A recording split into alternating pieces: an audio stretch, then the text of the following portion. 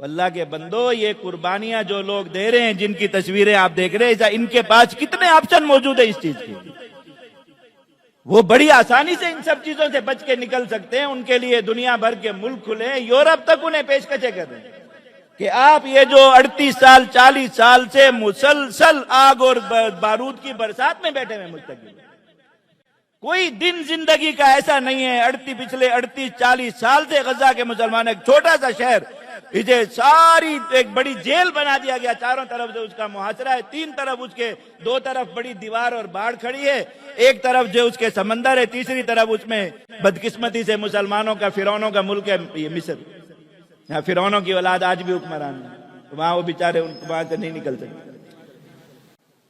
اب 40 سال، ان 38 سال 40 سالوں سے کون سا ان کے پاس، دنیا نے کس وقت ان کے لیے اس چیز کا دروازہ بند کیا؟ آج بھی ان پر یہ آگ برسانے سے پہلے انہیں مہلت دی گئی کہ آپ دنیا کے جس ملک کی طرف نکلنا چاہے نکلے، وہ آپ کو پناہ دیں گے، وہاں جا کے چلے جائیں۔ انہوں نے کیوں اس چیز کو گوارا کیا؟ کھڑے ہو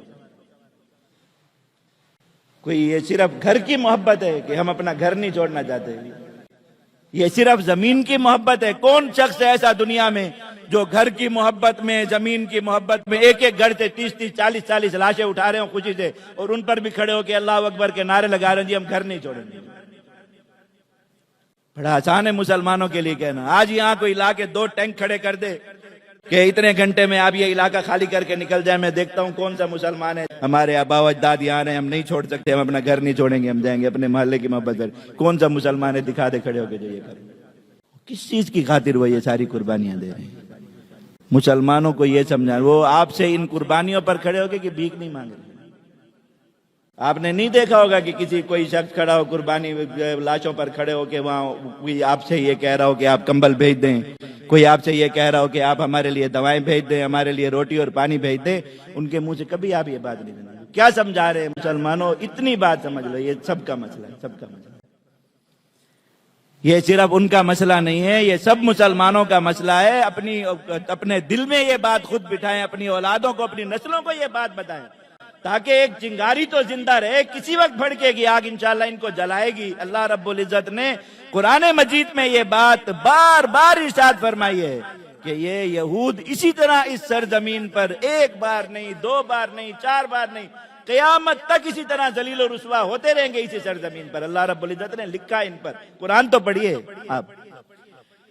ان کا ایک وقت ہے، وہ بار بار آتے ہیں، ان کا ایک وقت آتا ہے، وہ مسلمانوں کو ستاتے ہیں، مسلمانوں پر ظلم کرتے ہیں، اللہ رب العزت کے اس حرم کی حرمت پامال کرتے ہیں۔ یہ پہلی مرتبہ نہیں ہو رہا، آپ پچھلی مرتبہ جب یہ کفار نے اس بیت المقدس پر قبضہ کیا اس کی تاریخ پڑھیں، اس سے پہلے جب قبضہ کیا اس کی تاریخ پڑھیں، حتیٰ کہ اسلام سے پہلے، نبی کریم صلی اللہ علیہ وسلم کی بعثت سے پہلے بھی جب یہ یہود اور نصارہ اس بیت المقدس پر لڑتے رہے، انہوں نے کیا کیا یہاں پر ایک دوسرے پر ظلم نہیں کیے، اور کس کس طرح ایک دوسرے کی نسل ختم کرنے کی کوشش نہیں کی۔ سرزمین کی ایک تاریخ ہے، اللہ تعالیٰ نے اس لیے رکھا ہی وہاں ان لوگوں کے جو ہمارے اور آپ جیسے مسلمان نہیں۔ ہم جیسے لوگ ہوتے وہاں کے کب کے اس جگہ کے سودے کر کے نکل گئے ہوتے، اپنی جانیں بچا کے ختم کر گئے ہوتے۔